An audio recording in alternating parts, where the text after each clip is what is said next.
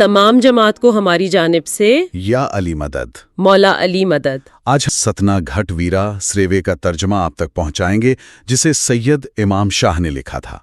بغیر وقت ضائع کیے ہمارے چینلز اور فیس بک پیج کو سبسکرائب کر لیں اور ویڈیو دوسروں تک ضرور پہنچائیں۔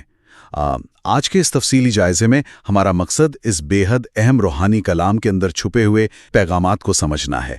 بالکل، اور ہم صرف اس کے لفظی ترجمے تک محدود نہیں رہیں گے، ہے نا؟ بالکل نہیں، یعنی ہم اس بات کی تہہ تک جائیں گے کہ کس طرح گھٹ پاٹ جیسی ایک مخصوص روحانی رسم سے نکلنے والے اصول روزمرہ کی عام زندگی کو تبدیل کرنے کی طاقت رکھتے ہیں۔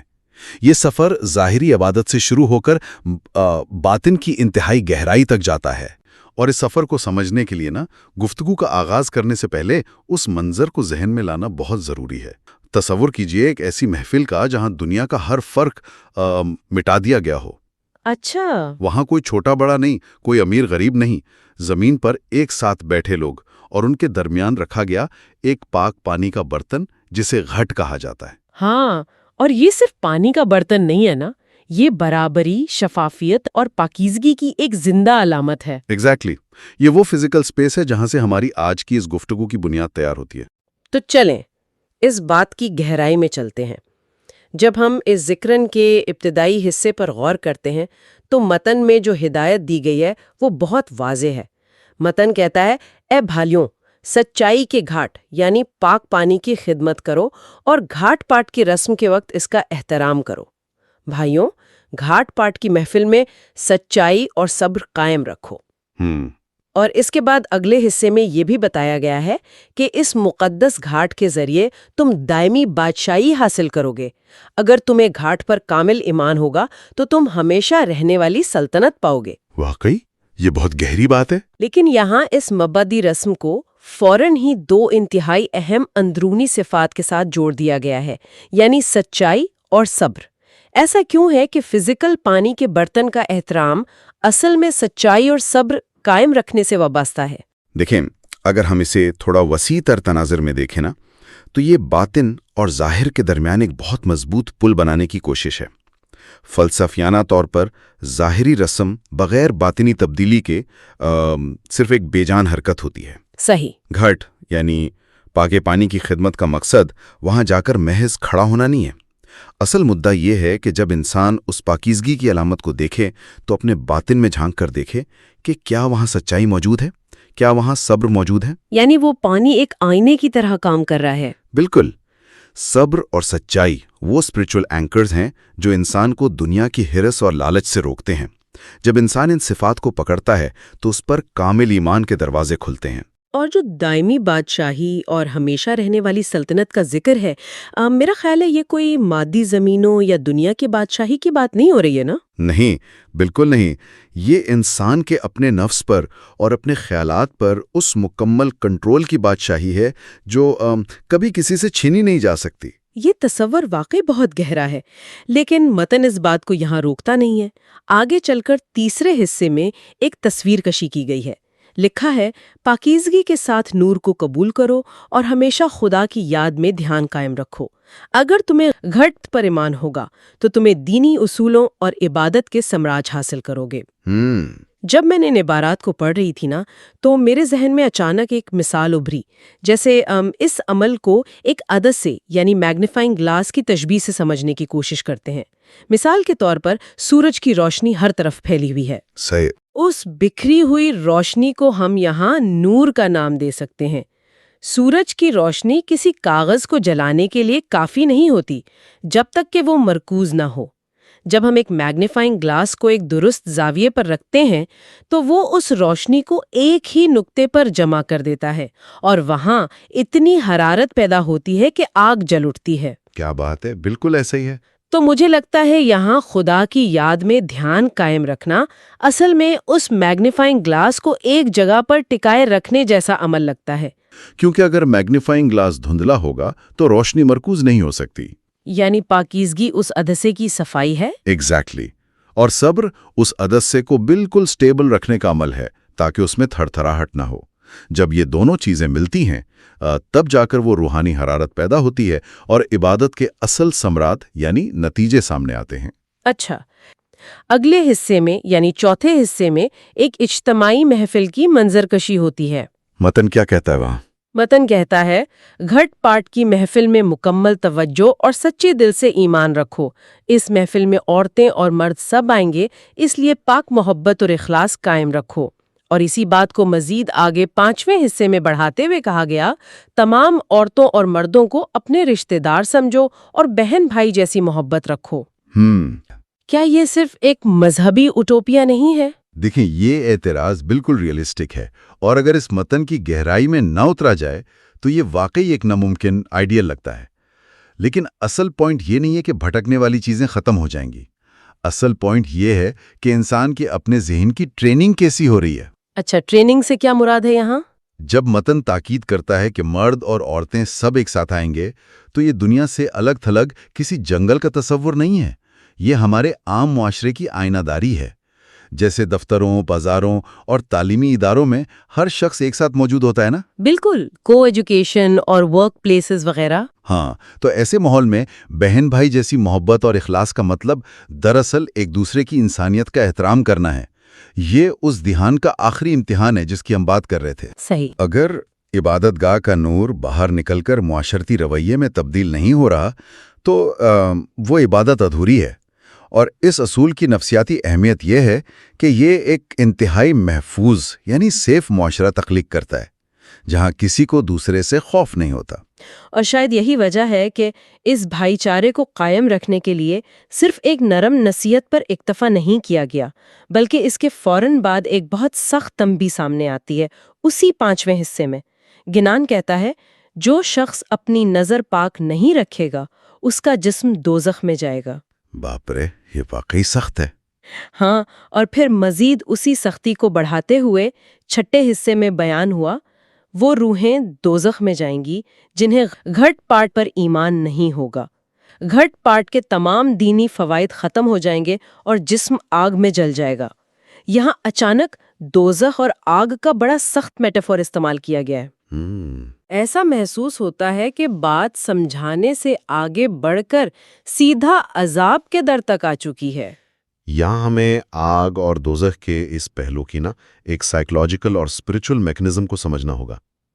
مذہب میں جب بھی دوزخ یا جسم کے جلنے کا ذکر ہوتا ہے تو عام طور پر ہمارا ذہن مرنے کے بعد کی آگ کی طرف جاتا ہے۔ ہاں، وہی ٹپیکل دوزخ کا کانسیپٹ۔ لیکن یہاں اس کا لفظی معنی کے ساتھ ساتھ ایک بہت گہرا دنیاوی اور نفسیاتی مطلب بھی ہے۔ جب کوئی شخص اپنی نظر پاک نہیں رکھتا، یعنی اس کے ارادوں اور نگاہ میں خاط ہوتا ہے، تو دراصل وہ ایک اجتماعی بھروسے یعنی کلیکٹیو ٹرسٹ کو توڑتا ہے۔ یعنی وہ محفوظ ماحول خراب کر دیتا ہے۔ ایگزیکٹلی، وہ احترام کا وہ محفوظ دائرہ توڑ دیتا ہے جس کا ہم نے ابھی ذکر کیا۔ اور جب انسان کے اندر لالچ، حسد یا غلط خواہشات بڑھ جاتی ہیں تو اس کی ذہنی شانتی بالکل ختم ہو جاتی ہے۔ واقعی یہ بے چینی، یہ ذہنی اضطراب اور پچھتاوا، یہ خود دنیا کے اندر ایک آگ ہے جو انسان کے ذہن اور جسم دونوں کو جلانا شروع کر دیتی ہے۔ یہ متن واضح کر رہا ہے کہ جب تم یعنی ان پاکیزگی کے اصولوں پر ایمان کھوتے ہو تو اس کا نتیجہ کوئی خاموش نقصان نہیں ہوتا، بلکہ پورا وجود جلنے لگتا ہے۔ ہاں، پورا معاشرہ اور تمہارا اپنا وجود بے سکونی کی آگ میں چل جاتا ہے اور عبادت کے تمام دینی فوائد ضائع ہو جاتے ہیں۔ واقعی عبادت کے فوائد کو ضائع کرنے کا یہ تصور بڑا سنجیدہ ہے، مگر متن میں امید اور انعامات کی بھی برابر بات ہوتی ہے۔ بالکل۔ اب جہاں دھیان ٹوٹنے یا نیت خراب ہونے کی آگ کا ذکر ہوا، وہیں اچانک اگلی سطوروں میں یعنی 7ویں حصے میں کلام کی طاقت یعنی ورڈز کی فریکوینسی اور اس کے نتائج پر بات شروع ہو جاتی ہے۔ گنان میں اچانک ایک ایسی مساوات، ایک ایکویژن پیش کی جاتی ہے جہاں مخصوص الفاظ ادا کرنے کے بے پناہ فوائد ہیں۔ اچھا، وہ کون سے الفاظ ہیں؟ متن میں بتایا گیا کہ پھر شاہ کہنے سے تمہیں ثواب حاصل ہوگا، اور فرمان کہنے سے گویا تم نے بڑا صدقہ دیا ہے، زندہ کہنے سے خوشی حاصل ہوگی، اور کیم پایا کہنے سے امام کی باطنی معرفت حاصل ہوگی۔ واہ!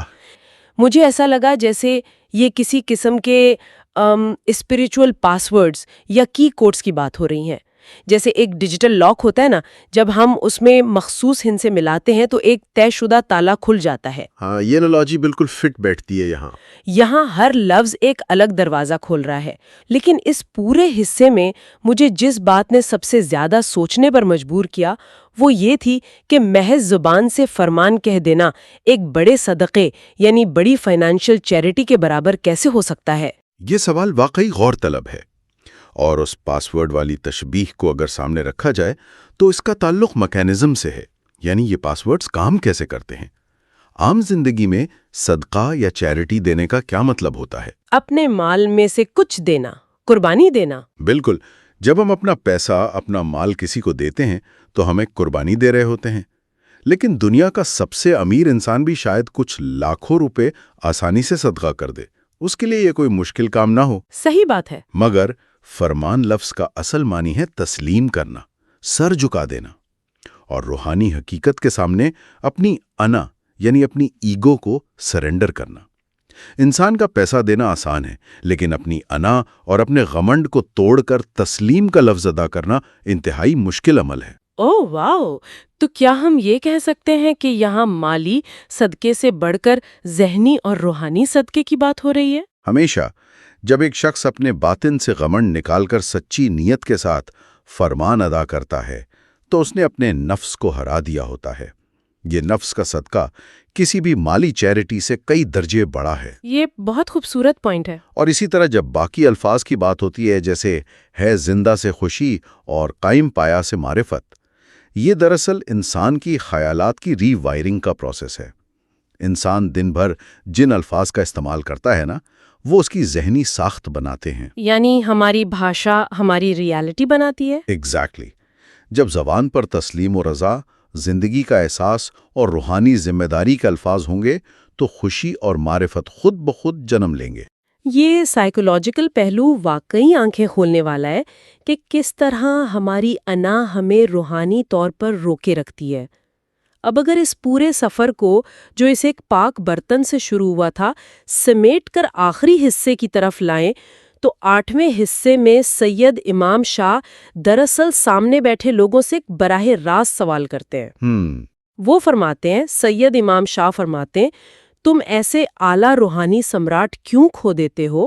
اگر تم ناجائز تعلقات سے بچو گے تو تمہارے وجود کے ہر حصے میں خدا کی معرفت پیدا ہوگی۔ یہ اس متن کا بالکل چوٹی کا مقام ہے، جہاں ساری نصیحتیں ایک جگہ اکٹھی ہو جاتی ہیں۔ صحیح۔ یہاں براہ راست یہ بتایا جا رہا ہے کہ ناجائز کاموں، ناجائز تعلقات اور اخلاقی حدود توڑنے کا براہ راست نتیجہ ان اعلیٰ روحانی سمراٹ کو کھو دینے کی صورت میں نکلتا ہے۔ اور یہی وہ مقام ہے جہاں سے اس کا سب سے اہم سوال جنم لیتا ہے۔ اس پوری گفتگو کا نچوڑ عملی طور پر روزمرہ زندگی میں کیا نکلتا ہے؟ ہاں، ایپلیکیشن کیا ہے اس کی؟ ہم ان صدیوں پرانی تعلیمات کو آج کے جدید اور تیز رفتار کارپوریٹ اور سوشل دور میں کیسے اپلائی کر سکتے ہیں؟ اگر اس پورے مطالعے کا احتساب کیا جائے تو چند بنیادی ستون نکل کر سامنے آتے ہیں جو بالکل واضح پریکٹیکل سٹیپس دیتے ہیں۔ چلیے ان عملی قدموں کو سامنے رکھتے ہیں، کیونکہ یہاں یہ جائزہ سب سے زیادہ دلچسپ ہو جاتا ہے جب ہم عام دنیا داری اور روحانیت کی لکیر کو مٹاتے ہیں۔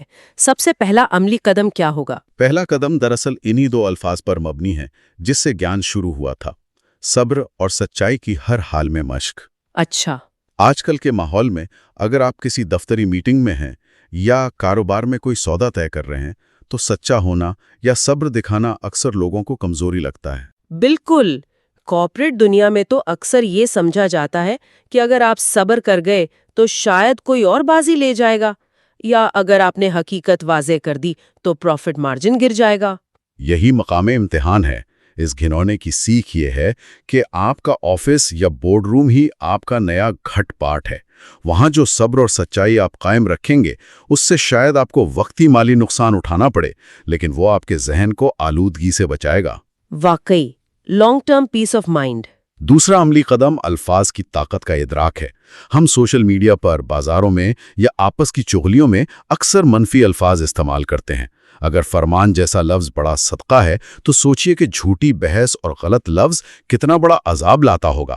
یہ تو ہے۔ روزمرہ زندگی میں تعمیری اور کنسٹرکٹیو گفتگو کا انتخاب کرنا ایک بہت بڑا روحانی عمل ہے۔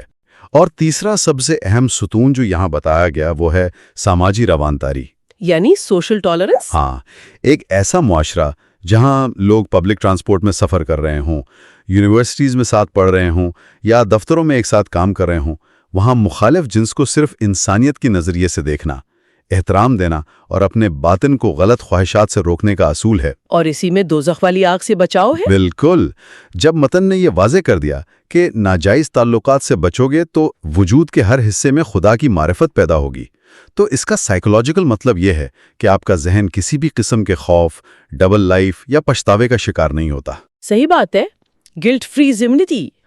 اور جب وجود ہلکے پھلکے ہوتے ہیں، ذہن پر دھوکہ دہی کا بوجھ نہیں ہوتا، تبھی انسان اصل خداگاہی یعنی معرفت تک پہنچ سکتا ہے۔ یہ بالکل سیدھا اور میتھمیٹیکل اصول معلوم ہوتا ہے کہ اندر کا سکون اور خدا کی شناسائی اسی وقت ممکن ہے جب زندگی کو ہر قسم کی اخلاقی گندگی سے بچا کر رکھا جائے۔ ان سب باتوں کے ساتھ ساتھ اس گفتگو کو بند کرنے سے پہلے ایک ایسا خیال ہے جو میرے ذہن میں بار بار ٹکرا رہا ہے، اور شاید یہی وہ سوچ ہے جو دنیا کو دیکھنے کا زاویہ بدل دے۔ 7ویں حصے میں بیان کی گئی ایک ہدایت پر ہم نے کافی روشنی ڈالی کہ صرف ایک خالص لفظ ادا کرنے کا اجر ایک بہت بڑے فائنینشل صدقے کے برابر قرار دیا گیا ہے۔ اگر اس ایک چھوٹی سی حقیقت کو ہم واقعی تسلیم کر لیں کہ ہماری گفتگو، ہمارے منہ سے نکلا ہوا ہر ایک مثبت اور سچا لفظ کسی پریشان شخص کے لیے دنیا کا سب سے بڑا چیریٹی ہو سکتا ہے، تو سوچئے کہ پھر روزمرہ کی زندگی کتنی تبدیل ہو سکتی ہے۔